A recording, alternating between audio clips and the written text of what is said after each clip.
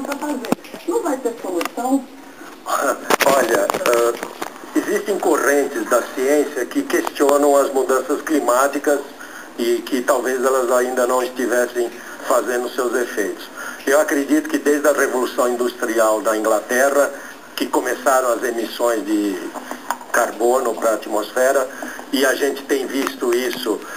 Outro dia eu li uma notícia que na Áustria os campos de esqui, as empresas quebraram porque não tinha mais gelo para ter campo de esqui. Então as mudanças climáticas estão aí sim. E esses eventos catastróficos de excesso de chuva, se vocês puxarem pela memória, eles estão se tornando cada vez mais frequentes e mais graves. E com uma medida de tempo que a gente chama tecnicamente tempo de retorno. O tempo de retorno de um evento para o outro com essas proporções, ele tem diminuído muito. Isso significa sim que a gente está tendo mais chuvas e acredito que ao longo dos anos a perspectiva, a gente vê Doha, Rio, não lembro aí o tempo daquela convenção do clima no Rio, enfim, isso é uma tentativa de se impedir a emissão de CO2, o efeito estufa, o aquecimento global. A gente vê que o nível dos oceanos tem aumentado por conta o gelo está derretendo. Por que o gelo está derretendo? Porque o planeta está mais quente. Olha, a gente vai continuar falando com o Jair aqui. Vamos falar sobre a situação também em São Paulo, especialmente no município de Franco da Rocha, sem dúvida nenhuma um dos mais atingidos no estado de São Paulo. Tem mais informações do Rio de Janeiro também. Casas ficaram soterradas. Agora, Corpo de Bombeiros, Defesa Civil, moradores juntos em busca de novas vítimas. Bastante amigos ainda que estão desaparecidos, que a gente fica na expectativa de Deus poder estar aqui e tentar, né? A gente ainda acredita no milagre. Zucatelli, eu acho que o Zucatelli tem uma pergunta do estúdio, não é isso, Zucatelli? Tenho sim. O relato desse morador é muito importante, como você disse, Fábio. Como foi a saída dessa família de lá, Fábio? Ela foi avisada pela Defesa Civil e aí saiu da casa e depois ficou sabendo que a casa foi atingida pela lama, foi isso, Fábio? Como é que foi a saída de vocês da casa? Alguém avisou ou foi o estrondo? Não, eu simplesmente me deu vontade de tomar um café, eu levantei e fui na cozinha.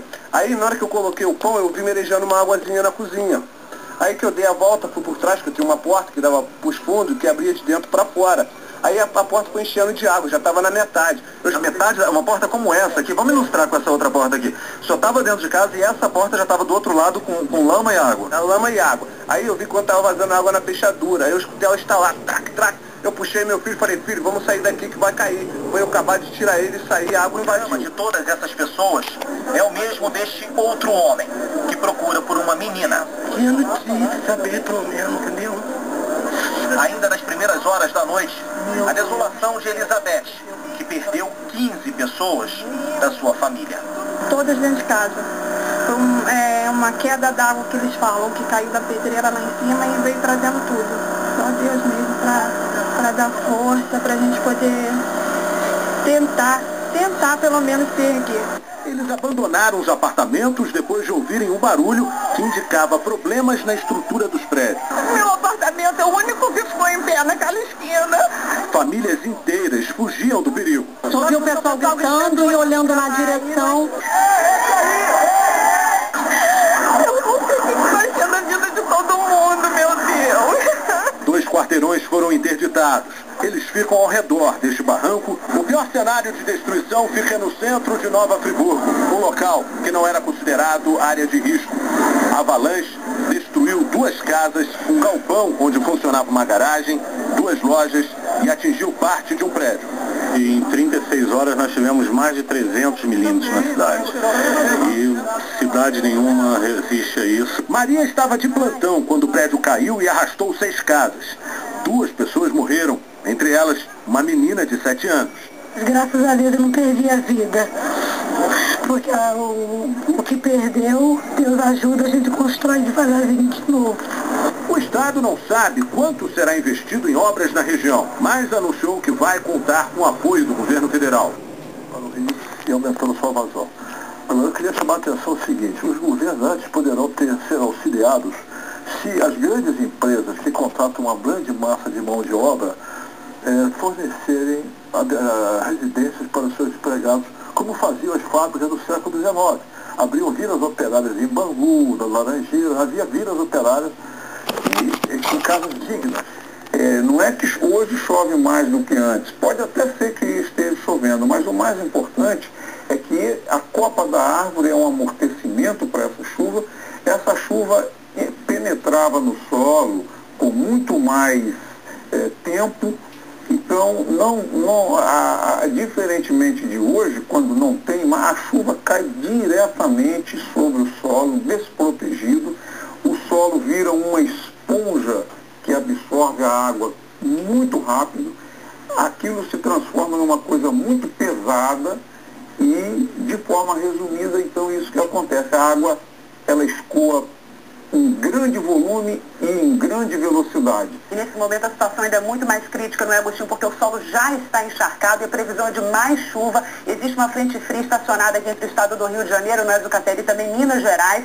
Parece que também o estado do Espírito Santo, parece que essa frente fria vai se deslocar para lá. A gente daqui a pouquinho vai conversar também com os meteorologistas para saber sobre isso. Muitos corpos que ainda não foram reconhecidos, e só a partir do momento em que esses corpos forem reconhecidos é que o número oficial vai se atualizando, é isso mesmo? É isso mesmo, viu, João? E muita gente está debaixo dos escombros. Você viu aquela imagem dramática e emocionante, que é a nossa imagem de esperança do bebê? Você viu aquele bebê de 6 meses? Letícia, você falava há pouco que a Defesa Civil ali, o resgate, já conseguiu chegar à casa onde estava a estilista Daniela Connolly, que veio a aparecer, veio a morrer justamente com alguns familiares. Muita gente está querendo ter notícia, querendo ter acesso às informações, a comunicação por telefone é complicada. Mas outras pessoas estão tentando chegar ao local. Como é que está a condição das estradas? Sabemos que caíram diversas barreiras, há alguma determinação aí do DR no Rio de Janeiro, proibindo aí o acesso a veículos e automóveis à região serrana? Olha, João, o trânsito de veículos na RJ 116 foi reestabelecido no início da manhã de hoje, que liga, é uma estrada que liga Itaboraí, Nova Friburgo e Macuco até o município de Nova Friburgo. Nos quilômetros 75 e 78 em Mori, perto de Friburgo, há pontos de retenção, ou seja, muita dificuldade. E a concessionária Rota 116 SA opera no sistema, aquele sistema bem lento que a gente conhece, de siga e pare, retendo alternadamente o fluxo de veículos. Só há passagem para veículos de passeio. No quilômetro 102, em Bom Jardim, o trânsito de veículos está suspenso, já que uma ponte caiu, ou seja, ninguém entra e ninguém sai. A recomendação da concessionária Rota 16 é de que motoristas evitem circular por essa região, privilegiando o deslocamento de equipes de socorro, é claro. O escorregamento, ele tem um alcance limitado a partir de onde ele rompe a encosta. Então, se vocês observarem, o escorregamento, ele rompe, a gente tecnicamente fala o talude, que é o barranco, ele cai, mata, é claro, mas ele fica ali. Ele não tem um alcance a partir da base muito longo. O que nós tivemos no Rio de Janeiro, e tivemos em Petrópolis em 88, 89, tivemos mais de 170 mortes, e eu fui atender por convocação do governo do estado de São Paulo, Santa Catarina, em 2008, e lá nós tivemos 139 mortes no estado inteiro. É o que a gente chama de corrida de lama, ou corrida de massa. Por isso que o que a gente observa é uma corrida mesmo, é como se fosse um rio de lama que vai levando o que tiver pela frente. E a grande diferença dessa corrida de lama para um simples escorregamento é a distância que ele consegue percorrer. Então, a ruptura da encosta a quilômetros, esse material vai alimentando as drenagens, porque é uma região serrana, junta-se muito material na encosta, e aquilo vem como se fosse um rio de lama. E aí leva blocos de rocha, de pedra, troncos de árvore, e tem um poder destrutivo que é esse que a gente está observando ali. De pronto-socorro, aqui dentro deste abrigo. Neste momento acabou de chegar um senhor socorrido de uma das áreas de desabamento. O senhor ficou quanto tempo debaixo da terra? Às 3 horas, 3, 4 horas. Foi eu, minha filha, 6 semanas. Eu e minha filha ficou 3 horas, 2 filhas. Agora minha esposa, não sei dizer, ele é de Lima da Rosa. Em meio a tanta tristeza, a esperança. Os irmãos brincam no meio do ginásio, alheios à tragédia. É o mínimo que a gente pode fazer, né? A sopa quentinha acolhe, dá um pouco de conforto, se é que isso é possível neste momento. São mais de 1.000 desabrigados. Esses números de desabrigados tendem a aumentar. Dos abrigos municipais, eles vão ser, no médio prazo, conduzidos para o aluguel social e futuramente para casas populares. Com o aumento da vazão de uma represa, onde a água atingiu o limite de segurança. E a repórter Lara Mota tem os detalhes.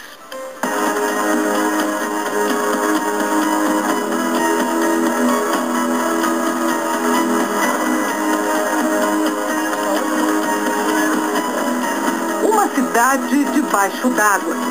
Vista de cima, Franco da Rocha, mas parece um lago. 8 bairros foram atingidos. No centro, prédios importantes, como prefeitura, fórum, delegacia, estavam interditados porque foram tomados pela enchente. Só o viaduto escapou. O ônibus não teve a mesma sorte e ficou preso. O ponto estava com água até em cima. A CPTM, Companhia Paulista de Trens Metropolitanos, interrompeu a operação da linha 7, que corta a cidade. Choveu forte nas últimas horas, mas desta vez a culpa não é só da chuva. Todo o problema está aqui. A represa de Paiva Castro atingiu o nível máximo de segurança e as comportas precisaram ser abertas para dar vazão à água. A Sabesp alega que informou as autoridades, mas a Prefeitura de Franco da Rocha diz que o comunicado não foi feito a tempo de evitar os transtornos. Ligaram por volta das 10 da manhã de ontem na prefeitura e disse que em 50 minutos ia fazer uma vazão controlada, né? Seguramos o que deu para segurar, às vezes isso ia acontecer. O comunicado é este, que explica a necessidade de dar vazão à água e diz que o processo seria feito de maneira gradual, técnica e monitorada, para que a população tivesse tempo de tomar as devidas precauções. 20% da cidade foi atingida pela enchente, o que contribuiu bastante para essa situação foi a represa Paiva de Castro, né? Segundo a Sabesp, os reservatórios acumularam muita água das chuvas nos últimos dias, chegou ao limite máximo e aí não teve jeito, as comportas foram abertas e continuam abertas. De ontem para hoje, as águas não baixaram, mas a boa notícia é que não existem famílias desabrigadas e nem pessoas mortas, né? E sim desalojadas, mas estão na casa de parentes e amigos. O Corpo de Bombeiros continua por aqui dando assistência a essas pessoas, resgatando as famílias ilhadas. O transporte coletivo também trabalha de forma precária e devido ao grande alagamento entre as estações Caieiros e Franco da Rocha na linha 7, a circulação de trens continua interrompida. Muito obrigado pela presença, muito obrigado pelas explicações aqui no Hoje. Na porta da prefeitura, por cima daquela ponte ali, na porta do hospital, São Pedro, né? Na porta da rodoviária lá também, dava muito cheio. Imagens feitas por um morador mostram a água acima da ponte e inundando a rua.